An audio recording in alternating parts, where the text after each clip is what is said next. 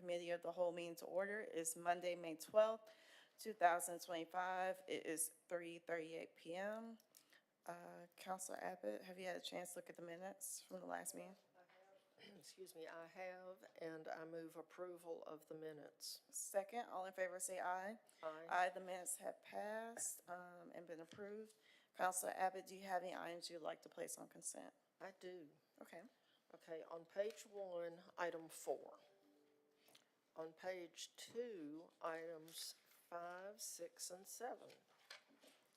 On page 3, items 9 and 10. On page 4, items 11, 12, and 13. On page 5, items 15 and 16. Page 6, item 17.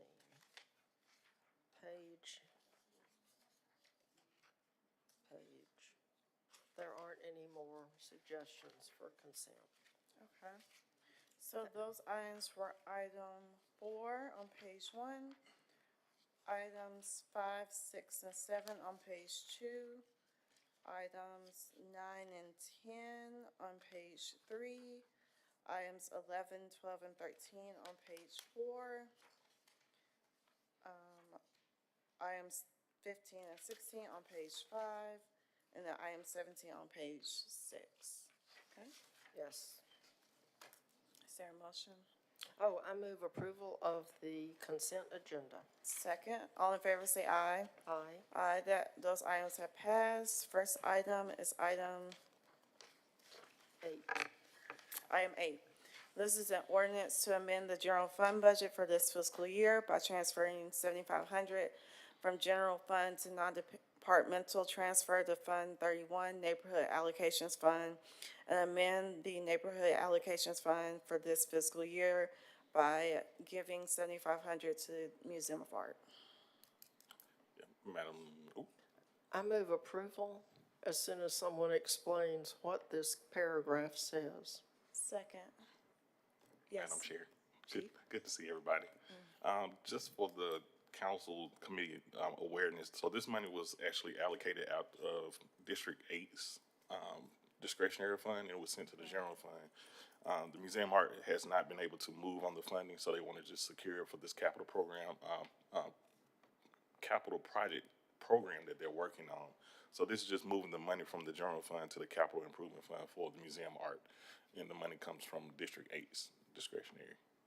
Okay, Counselor Abbott. Yeah, my question was, how did the neighborhood allocations fund get mixed into this? So the PIC funds have always been in the neighborhood allocation fund. Always? Yes, ma'am. Ever since I was on your accountant years ago.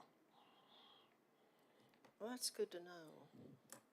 So that's the only question I had. I was thinking neighborhood association money, and I couldn't Well, I can make tell you, it. at one point we tried to put it in the grants fund, and then I know some of our auditors said that's probably not the best fund to put some type of like neighborhood allocation, PIC funds, or any type of park projects into that account, because you don't want to commingle those type of grant funds with actual just regular general fund funding.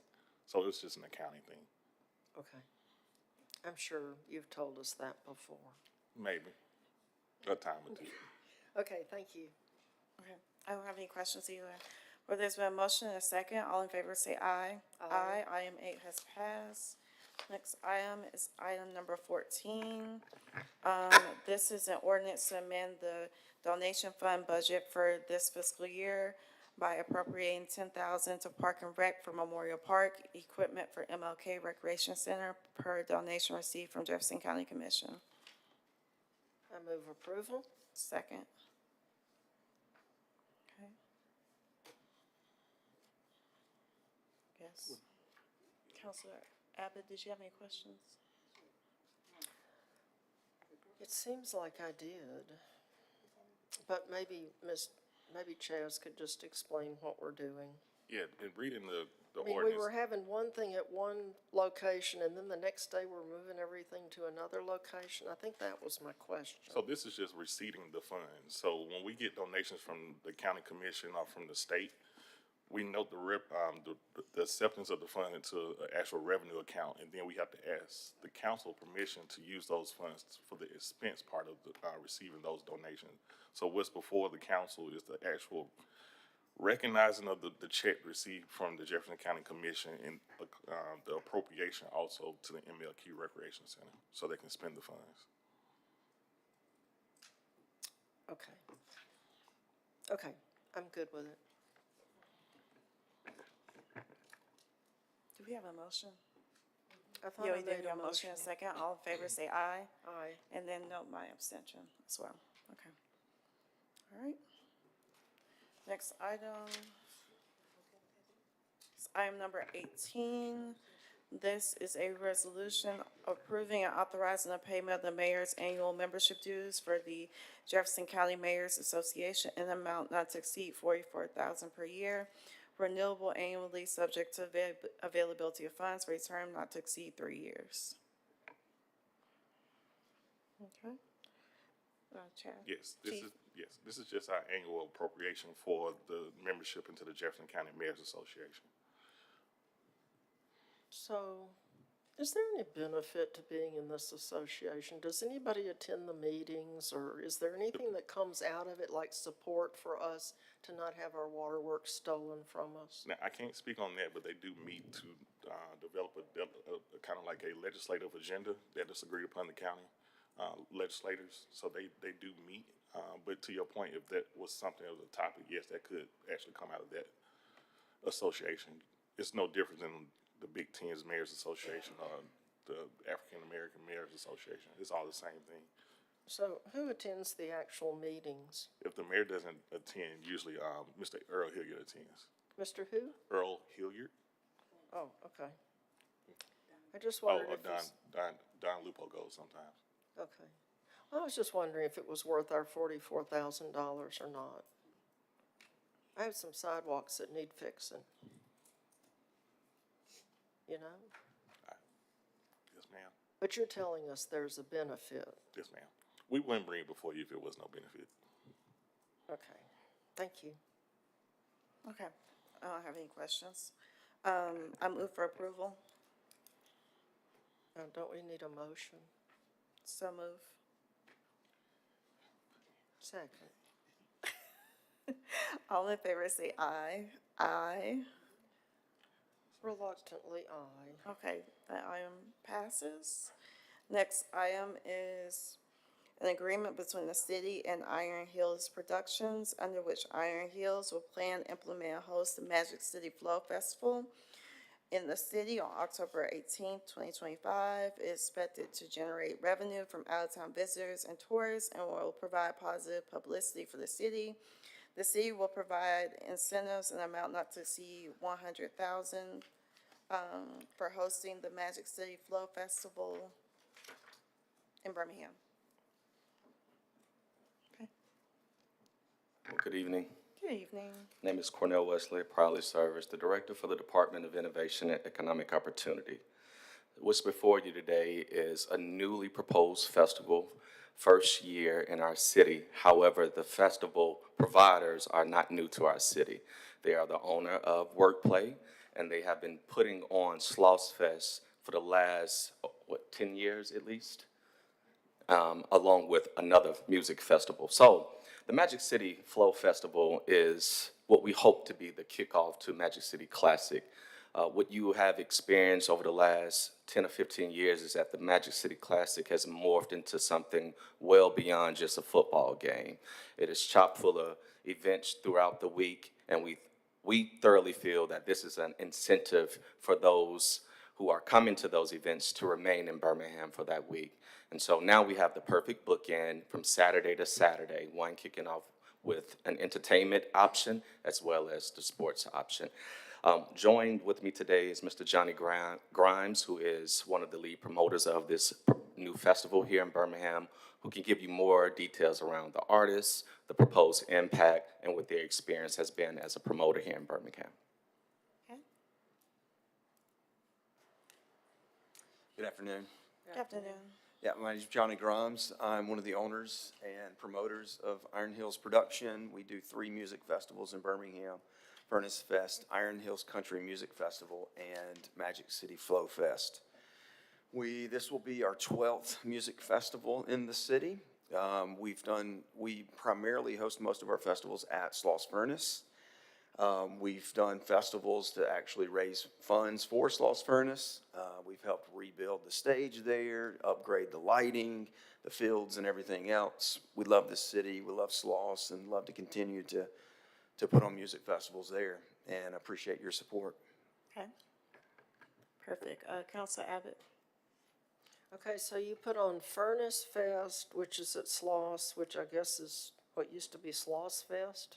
We were not Sloss Fest, we were Furnace Fest. Sloss Fest is another group that we've worked with in the past, but Furnace Fest is a little bit different of a music festival. We ran from 2000 to 2003, and we picked it back up in 2018. Okay, and then the Iron Hills Country Music Festival. Country Music Festival, and the Magic City Flow Fest, which is new. Yes, ma'am. And these are all gonna be at Sloss. Yep, 3 weeks in a row. So the first weekend of October, second weekend of October, and then the third weekend in October. Yeah, I hope we have good weather in October. Yeah, well, that's one of the reasons why we pick October. It's the driest month of the season, and Used to be. yeah. And what we want to do is curate a whole month of live entertainment. No matter what kind of music you like, no matter what you prefer, you're going to have an option in the city of Birmingham. Okay. Okay, and these are all on the weekend? Yes, ma'am. Okay. I think those are all my questions. Madam Chairman. Yes. What's the security plan for this event? Thankfully, the city of Birmingham is going to help provide security through the police department. And then we have hired a a security firm to come in. We've worked with them for 3 years now. They're a great reputable security firm. They've provided security for all of our festivals. We'll have metal detectors at the gate. Every bag will be searched. Everybody will be frisked coming in. We'll have a heavy police presence and security presence as well. Security is by far one of our top priorities. Okay, good. How many people are you anticipating to attend the festival? We're hoping anywhere between 12 and 18,000. It's a little bit hard to predict because it's a first-year festival, but I think we'll get somewhere in between 12 to 18,000 a day. Okay. How many artists are performing? Currently, we have 15, but we're adding a second stage, and so we're going to be able to add some local artists as well and some regional acts as well. Okay, this reminds me of another one Yeah. I used to grow up going to. I'm excited. Okay. Yeah, it's going to be fun. Provide incentives. Where are the incentives? Where are they? Is So it the just- last line of, it's a $100,000 sponsorship. Okay, sponsorship. Okay, perfect. Okay, Councilor Abbott, do you have any questions? Well, I did think of one other thing. So you're going to have 2 stages. Is there any, are there any plans to try to make it multiple stages, kind of like City Stages was? Or is there not enough room over there to do that and still have people park their cars? Right. For Furnace Fest, we have 3 stages. For our Country Music Festival and Hip Hop Festival, it's 2 stages. You absolutely cannot do more than 3 stages there. I mean, you could do a 4th, but you would eliminate all parking on the grounds. But we thankfully have a really good relationship with a lot of the businesses around Sloss, and we get to use their parking lots. We lease them from them, and people park there. So we've got a good parking, as good of a parking plan as you can have. But the most you can have is 4 stages at one time. I mean, I love the idea of city stages, but I don't necessarily know if it could ever happen again. Yeah, me neither, but just, I remember when it did happen and it was Great, pretty it's a great event. exciting. Okay, something else crossed my mind, but now I don't know what it is. So I won't worry about it. It had something to do with parking. But of course, we don't we don't think people bring cars to these things, but they actually do. They do, yes. We have some delusional people who think that they're gonna all walk Yeah. or ride their bicycle. I hope you have bicycle parking for all those people that are coming to the festival on their bike. We absolutely have bicycle parking, but also we work with the local scooter company, and they set up hundreds of scooters for people to ride in and out of too. So they set perimeters. They ride from all the major breweries in town to local parking areas. You can actually rent one of their scooters and drive them in, so. The thought of drunks on scooters is not a pretty sight. Yeah, well, that's on them. Yeah, well, that's true, that's true. That's why I have a dash cam. That's all my questions. Okay, well, I don't have any additional questions either. Okay. So move. Okay, I think we didn't, We didn't. are we okay? We're not okay. I move approval? Second. There's been a motion and a second. All in favor say aye. Aye. The item passes. Good luck. Next is item 20. This is an agreement between City of Birmingham and Downtown Jimmy Hill Mission, under which Jimmy Hill will ensure the safety and well-being of the vulnerable populations, provide reliable transportation, meals, cleaning supplies, and laundry services for 1 year in amount not to exceed $75,000. I move approval. Second. Good afternoon. Good afternoon. Do you want to tell us a little bit about the item, or? Yes, I just want to provide some information Okay. about what the city has invested in for this past year's warming station. We held 37 warming station nights this past winter.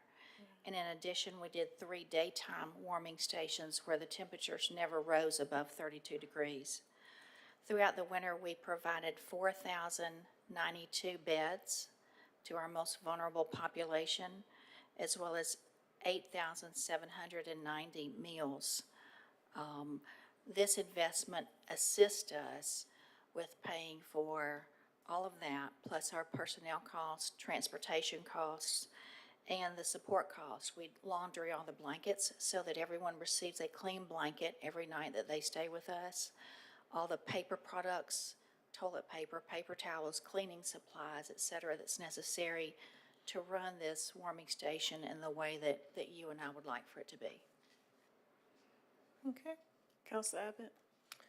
Yeah, the reason I wanted to hear about this is I wanted to hear about, I know you've already been doing this for a while, and I kind of wanted to hear about those 37 warming station nights and 3 warming station days, because it seemed like we were sending people to Jimmy Hale a lot. Yes, ma'am, you were, and that's okay. That's what we're here for.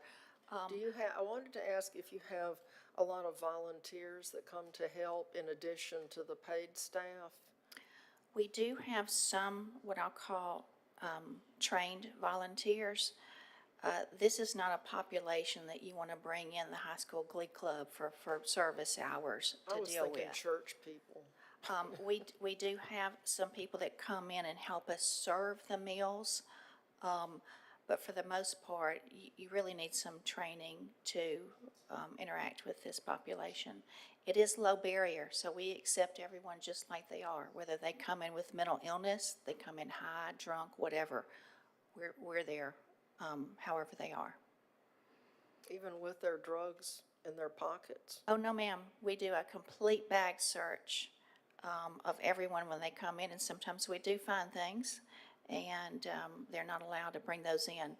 We also take up anything that we perceive could be used as a weapon, whether it's a pocket knife, a large stick. We keep those for them overnight, but we give them back the next morning because we recognize they may need those for personal protection or for their use on the street. Safety is a primary concern. Okay, another thing that crossed my mind, will the issue of tariffs have any impact on the amount of money that you need to address these people, or is everything that you use locally or produced in the U.S. where we won't have impacts? Councilor Abbott, I believe as the city council is aware, we have a proposal with the city to build a warming station, year-round emergency shelter across the street from our downtown men's facility. We did see the cost of that facility rise significantly as far as the construction cost from the cost sheet that we received last October to the cost sheet that we received this month. And that's directly related to tariffs. Both the steel and the lumber were significant increases. Yeah, well, I was wondering if $75,000 was, really enough, but that's separate from the warming station facility that you want to build. This is operational. That's correct. And $75,000 doesn't cover all the costs for the warming station this past winter, but we do this in partnership with the city. So we're not expecting the city to pay for all the cost. We fundraise and seek private donations to cover the remainder of the cost. Okay, well, that's good, thank you. Thank you. I don't have any questions. Okay, well, there's been a motion and a second. All in favor say aye. Aye. The item has passed. It's good to see you. Thank you. Okay, next item is item number 21. This is to amend the grants fund budget for this fiscal year by appropriating $250,000 to city walk maintenance, grant per award received.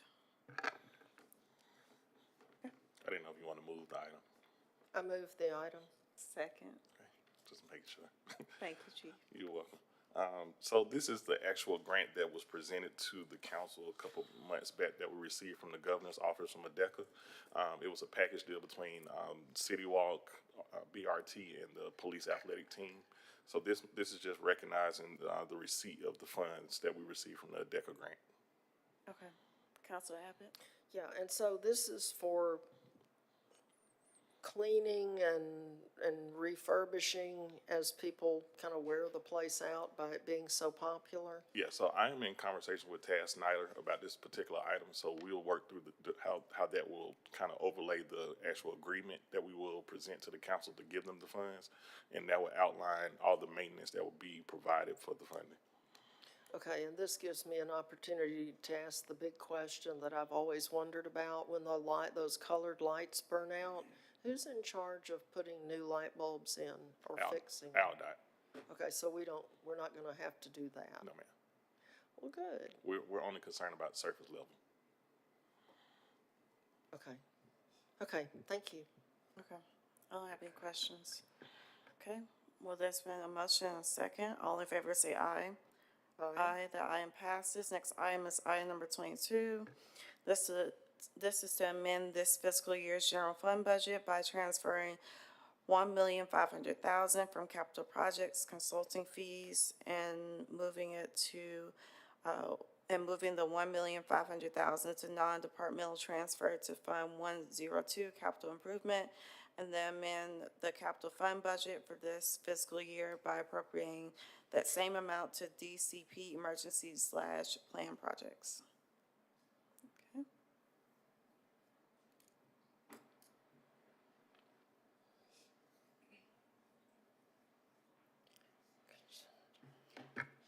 Good afternoon. Good afternoon. Denise Bell, Service Director of Capital Projects. Okay, can you explain more about this item? Oh, sure. So basically, capital projects run beyond a fiscal year, as you already know. So it depends on when we start a project. So some of our projects starts at the beginning of fiscal year, the middle, towards the end. So as much as we need money, we have to move it to make sure that we can still pay the bills when we actually initiate our projects. Okay. Counselor Abbott? Okay, so this is the funding for existing projects that are like underway. Some of them or are. about to be underway, and it's Yes, just ma'am. gonna cross the budget year, so you're just shifting money around Yes, ma'am. so that you can continue. Well, that's good to hear. These transfer descriptions always throw me for a loop. I'm sure everybody else always knows exactly what they mean, but I don't. So thank you for being here. Thank you. Okay, I don't have any questions. Is there a motion? I move approval. Second? All in favor say aye. Aye, the item has passed. Next item is item number 23. This is a lot to read, so I'm just gonna say, to amend the general fund budget for this fiscal year, with the end result is to appropriate $2,220,021.42 to IMS Computer Software / Professional Service, $2,500,000 to Telecom Project. Hey, good afternoon. My Good name afternoon. is Darrell Burrows. I serve the city of Birmingham as the Chief Information Officer. Okay. Can you tell us about this item? Yes, ma'am. So I'm petitioning the council to approve transfer of operational funds to capital funds. Much like Director Bell mentioned, we have projects that don't end because of the fiscal year. We have some really, really huge projects that we're in the midst of doing. We cannot afford to go into FY06 with that being a deficit in next year. Gotcha. Okay. Counselor Abbott? Okay, so we're transferring operating funds that are unused to capital funds so that y'all can pay for upcoming capital projects in the next year? Right, so we have a number of major projects that are going on now. We have the migration of our applications and infrastructure to the cloud. In addition to that, we have our backups to the cloud and our unstructured storage to the cloud, which includes our file folders and our documents. So we're in the midst of doing that. We have the CAD, Aegis CAD migration. We have several contracts that are in various stages with the Office of City Attorney's Office. That's also included in that for professional services. About 50% of that cost is for our operational telecom area that will be doing upgrades to Crossplex. Much of that equipment has not been updated in the last 12 years. You got the video walls, you got the timing clocks, you got the audio visual. Boutwell, you have Wi-Fi and audio visual. Legion Field, you also have audio visual and Wi-Fi expansions, and we have citywide Wi-Fi expansions as well. And honestly, this year, capacity, demand outstripped our capacity this year due to a number of things that we were doing simultaneously. And all of this is going to help us to stay safe. To stay safe and also upgrade our customer-facing buildings that our public uses. Okay, I'm good. You mentioned something about Legion Field Wi-Fi expansion. Yes, ma'am. Okay. What does that entail? So at the Crossplex, as you know, the Wi-Fi is subpar. We'll be making some changes over there. Same thing with Boutwell. They are complaining about a number of issues there. Same thing with Legion Field. And then citywide, we're going to be doing some Wi-Fi upgrades across the city. We have a number of locations that have these extremely thick brick walls that prohibits the transmission of the Wi-Fi. And so we're going to have to do some additional things to make that work. How expensive is it? So we're kind of fluctuating in between what the cost is. We really having some, difficult conversations with our vendors because of the tariffs, and they're not exactly sure of what costs will be. But for the Wi-Fi itself, we're expecting that to be between $300,000 and $500,000. And, I don't feel comfortable actually saying that because we're not sure what's going to happen. But that's kind of a ballpark figure.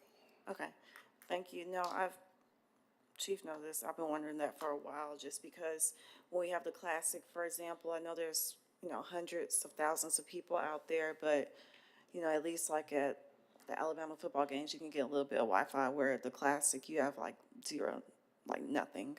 Right. So- So we're going to be working to try to make that better. Okay, perfect. And the cost of change, trying to really expand Wi-Fi, Yeah. like University of Alabama, Auburn, is Yeah. millions and millions and millions of dollars. So Yeah, we always understood the issue with the connectivity at Legion Yeah. Field when we have more than 50,000 people in one area. With Mr. Burrows, Director Burrows and his team, and Mr. Short, they also helped us with our telecom support services. So, I know that this year was probably one of the best years that we really didn't have any connection issues because we had issues with the ticket takers not connecting. That was alleviated. So we have our AT&Ts of the world, our Spectrums of the world, everybody comes to the table and kind of helps us out when, we know that connectivity is an issue at Legion Field and all the other venues. Okay, all right, thank you. Council Abbott? I move approval. Second, all in favor say aye. Aye. That item pass. Next item is item number 24. Thank you, to amend the grants fund budget for this year by appropriating $200,000 to the Birmingham Rapid Transit System ADECA grant. Yes, this is related to that same item that we have for the City Walk, BRT, and Police Athletic Team. This is the money that we received from the governor's office. Okay. Council Abbott? Okay, so is this going to buy more buses, or is it gonna keep maintenance of all the stations, or exactly what, or is it supporting the Yeah. freeness of it? So we're working with Ms. Charlotte Shaw at the BJCTA. A lot of it is accessibility, making more accessible ramps to our stations on the BRT routes, and just some cleanup things that we like to do around most of the stops on all the BRT routes that the original grant that we received from the Department of Transportation didn't take care of. So we feel like this will help kind of subsidize that need for accessibility. Okay, but mainly it's for the keeping the upkeep of the stations Yes. rather than, No buses. It's more the drop off and load stations. okay, thank you. Okay. I don't have any questions. I move approval in case we haven't already. Second, all in favor say aye. Aye. Aye, the item has passed. Next item is item number 25. We're gonna ask for that to be removed by withdrawal. Okay, withdrawing that one. And then we have old and new business. Council Abbott, you should have that. This is an agreement between the City of Birmingham and UKG Chronos System dated September 30th, 2022. They will provide new services due to the city's migration to the company's new cloud environment and project management services for Birmingham Police Detention and Fire Facilities. By increasing the annual amount to $178,140 for a total amount not to exceed $440,024. I move approval. Second. Okay, Chief? Is item 26 really old and new business, or is it really this UKG Chronos? Okay, my piece of paper says 26 is old and new business, but now we're talking about UKG Chronos? Yeah, it falls Is under that new really business. 26? Yes. So 27 is old and new business? No, this falls under old and new business.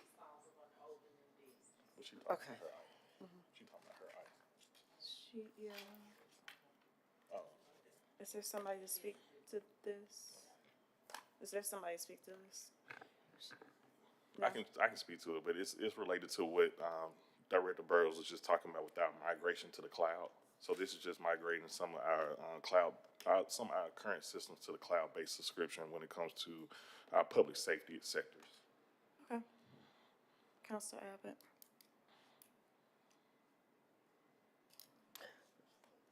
I'm good with it, I just hadn't read it yet. But it sounds like a fine thing to do. Well, I It's move, to keep us safe. okay, that's good enough. I move for Yeah, approval. I'm all for that, second. All in favor say aye. Aye, the item has passed. The next budget and finance meeting will be canceled due to Memorial Day. We have this little pile here. We have a pile. What do you mean we have a pile? There's something else. Okay, this is, so sorry. Also, we have a request to transfer funds totaling $80,501 from District 3 accounts to, where's this going? Okay, to our capital project account. Okay, It's a lot of words, but I move approval. second. Okay, all right, well, I don't have any questions. There's been a motion and a second. All in favor say aye. Aye. Aye, the item has passed. Now, the next meeting will be on Monday, June 9th at 3:30 PM. Is there a motion for adjournment? I move that we adjourn. Second, all in favor